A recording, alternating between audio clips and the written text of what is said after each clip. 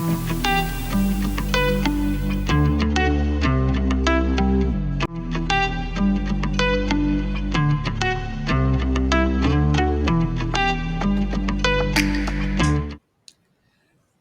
everyone to episode number one of Brewing into Cinema. So this is formally Life of Pi. I'm changing the format and the name of it because I want to kind of rebrand it, refresh everything. So basically, what we're doing here on this page is we're still talking film, but I'm also going to be talking about we're mixing in like me trying new beers and reviewing beers along with films because I love craft beer, I love films, so I figured I would try and combine the two. So two of my favorite loves in the world. So, but tonight, as you guys saw, we will be talking about Oppenheimer. This is a 3-hour film, so super long. Before we dive into that, tonight we got our first beer we're gonna dive into. It's Sierra Nevada. It's a hazy little thing IPA, 6.7% alcohol. Let's see where this bad boy's made at. It is made. It doesn't tell me where it's made. Oh, Chico, California. I should have known that from Sierra Nevada. So I look dumb now. But hey, whatever. So I've never had this one, so I'm excited to try it. This is a little nice little hefty can, so a little bigger than the bottles that I normally get. So let's crack this bad boy open and see what we're working with here. Oh yeah, you can taste like the citra and like the hops and stuff with it. Super smooth. I could definitely have a few of these, even though they're 6.7, which isn't too bad for IPAs. It isn't too strong. It's like it's just the right amount. Flavor, it's smooth. It's beautiful. It's a thing of beauty. So Sierra Nevada, this is excellent. So Oppenheimer, this film blew me away. I wanted to see this in theaters, but I'm glad I didn't. Because again, it is 3 hours. That's quite a long movie. I believe it's Christopher Nolan's longest movie to date. So again, I'm glad I was able to watch it at home. Luckily, I have enough. I have a. I'm lucky enough to have a decent enough size TV and decent surround sound system here at home. So me and the girlfriend were able to watch it here. So we have both now completed the Barbenheimer universe, as people have been liking to call it. So this is again it's a Christopher Nolan film, as we know. Cillian Murphy's in it. Honestly, from start to finish, I was just like lost in this film in a good way. Like I was just like I was so focused because some films, you know how you get you're looking at your phone and you're distracted. But this film, to me, it just kind of sucks you in from the jump because the opening scenes basically, I think it's like a bomb exploding or atoms like colliding. So, and the one thing I loved about this, I think Christopher Nolan did a great job with, is that he didn't let the physics go too far over people's heads. Like they kept it like simplified enough so we're like a person who's not a physicist like myself is able to understand what's going on. I mean, there's some parts that are a little up above like my knowledge, but like they I feel like they simplified the lingo enough for people to understand what was going on with the site with the physicists and everything in the creation of them creating the atom bomb. Um, I was again, I was absolutely blown away by this film, blown away. So many great performances. It was incredible. I mean, this cast. I mean, obviously, if you're watching this, you've watched the movie, so I mean, Cillian Murphy, obviously the lead as Dr. Robert Oppenheimer, the father of the atom bomb, as people like to call it. You get to see his struggles from his studies in America. And he sits over to Germany to learn from them, and so you get to see his physicist career start. Then it takes you all the way to the end where we kind of like screw him over. The government does because they have a vendetta against him because he I guess he made Louis Strauss, Robert Downey Jr.'s character, look bad in some kind of Supreme Court thing about physicists or something like that. So all that like was super petty to me that people would do that. But again, the guy wanted to be I think on in the con or in the cabinet, the president's cabinet. So he's trying to make a name for himself. Okay, but again, Cillian Murphy as Robert Oppenheimer was incredible. This is his first film that he's led. like in a while that I can remember. Like he is the full blown lead. Like he's 100% like the main guy. Um, he was incredible, but honestly, the person that stole the show for me more than anybody was Emily Blunt. Um, Her portrayal as Kitty Oppenheimer, it's like second to none. Like I think this is the best role she's ever had, in my personal opinion. You could feel her anger, her frustration, her stress, her happiness, her sadness, her depression. Every emotion you could just feel it. In every scene she was in, she just stole it. Even scenes with Killian Murphy, she was stealing so many scenes, and like she acted the hell out of this film. Especially the interview part towards the end where they're having like the fake mock trial and secret so no one knew about it to take away his security clearance.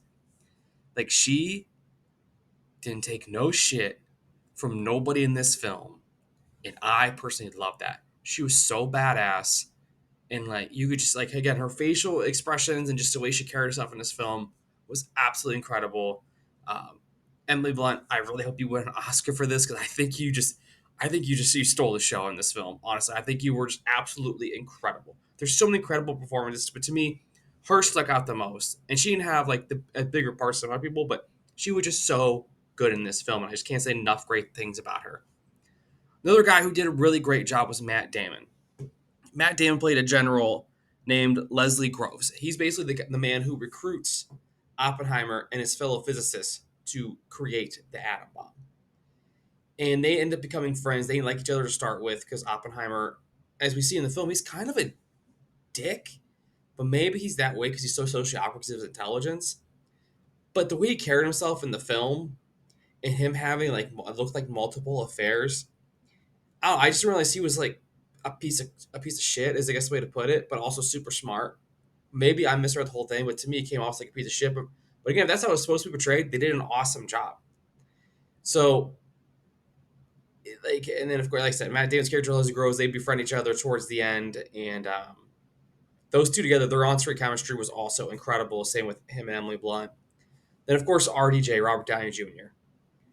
He played Louis Strauss.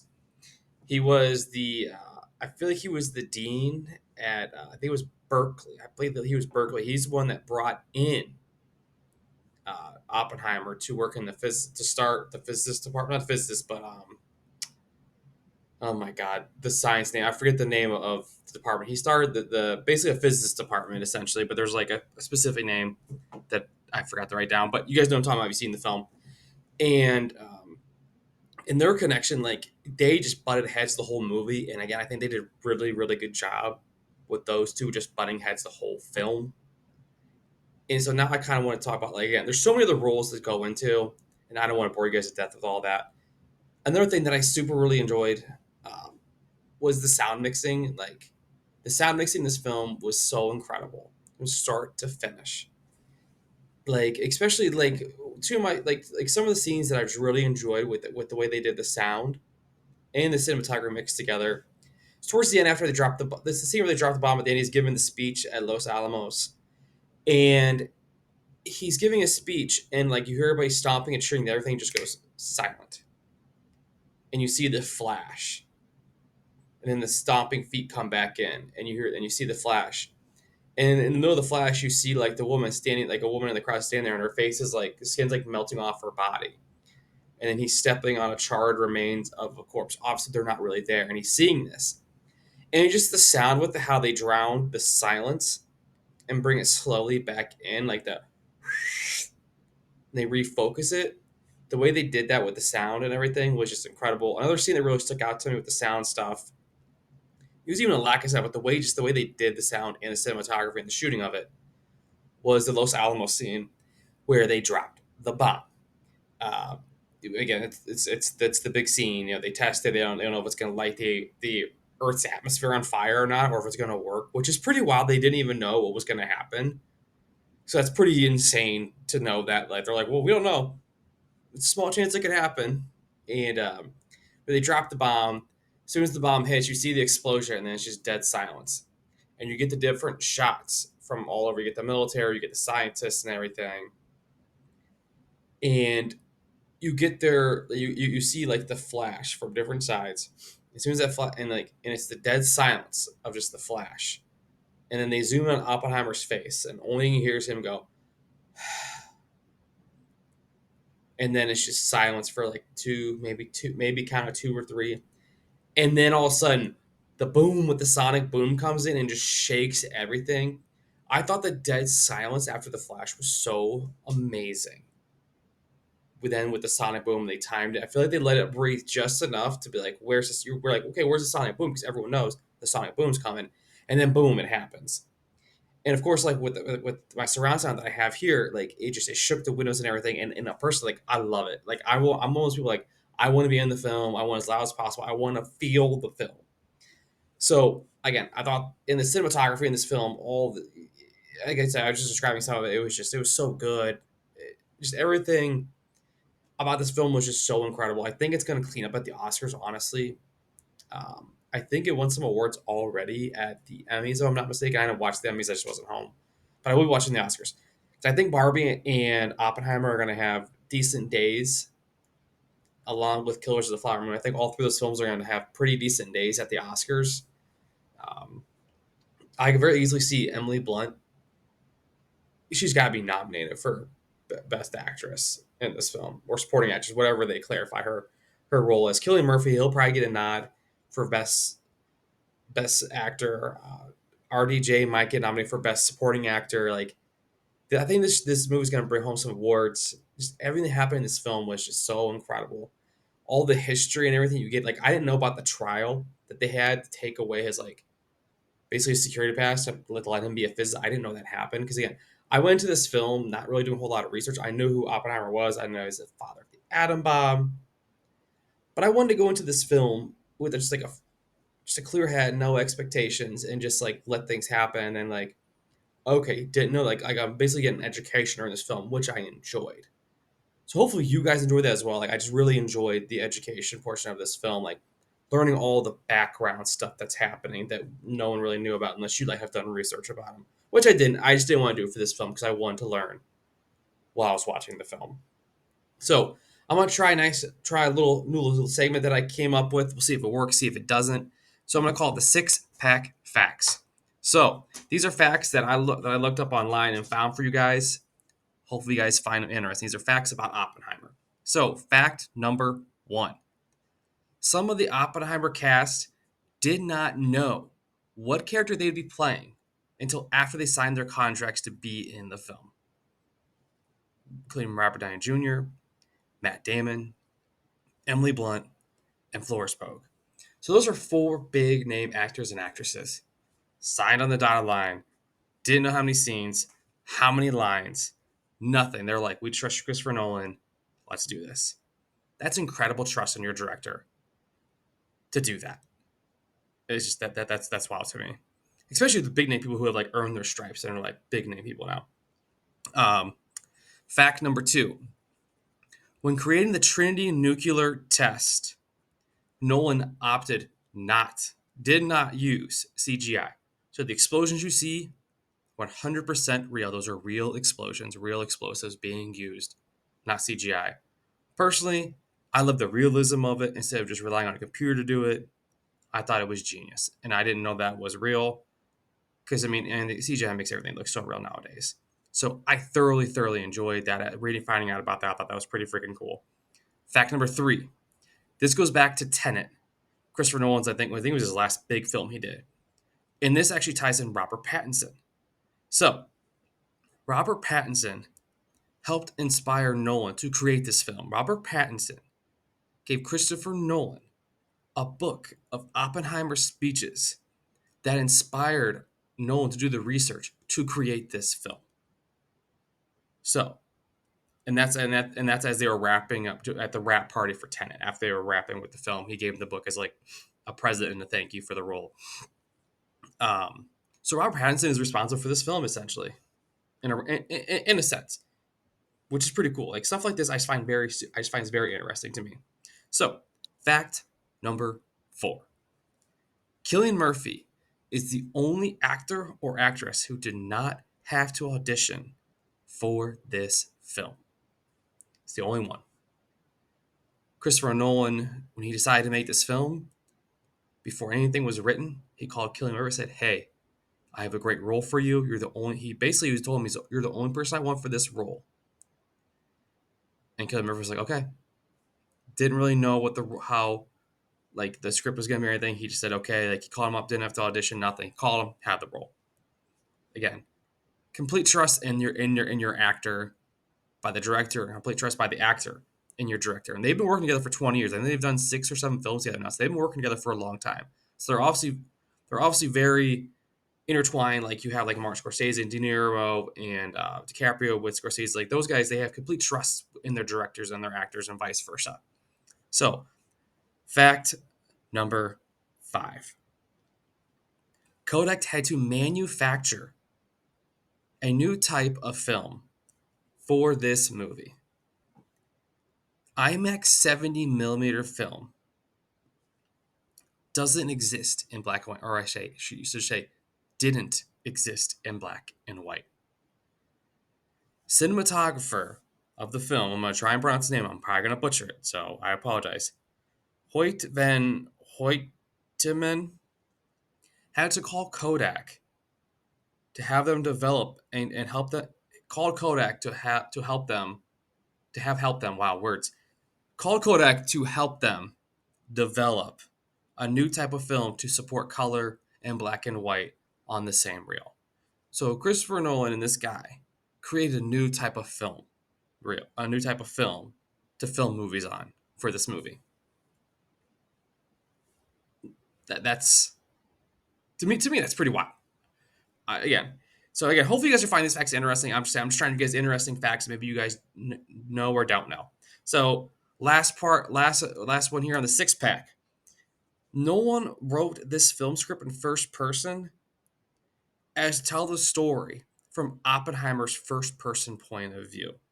So, for example, like he wrote it as like Oppenheimer is saying to Oppenheimer's like, "I'm walking across the room," versus like he's walking across the room. Everything's from his first person point of view. He wrote it like that on purpose because he felt it gave the viewer a more personal like look into like his point of view and his thoughts and his feelings versus like an outside person's perspective. Personally, I think he nailed it with this one with the way he filmed it.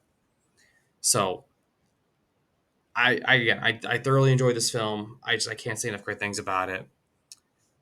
It's just the only thing that it's super long, but I didn't really mind it because it is long. But again, I didn't really mind it just because it was a great film. Um, just the story they were able to tell, all the actors and actresses they were able to get, big and little. Like Rami Malek, you got him randomly. He didn't have a big part, but the one scene he had, he crushed it. Josh Peck's randomly in this film. Gary Oldman, I think he was Truman. I think he played Truman, and like his scene with Cillian Murphy in the Oval Office, he called him a crybaby because Oppenheimer's crying about having blood in his hands, and he's talking about how like I'm the one that dropped the bomb. I'm responsible for those deaths, and then called him a crybaby like when he was walking out. Like Gary Oldman also, he crushed it. He was on the screen for like 5 minutes. Just small little roles right out on the screen for maybe 5-10 minutes tops total. Only had a handful of lines, and they were big lines. The trial scene, all the trial stuff, basically where they're trying to burn Oppenheimer at the stake to destroy his career.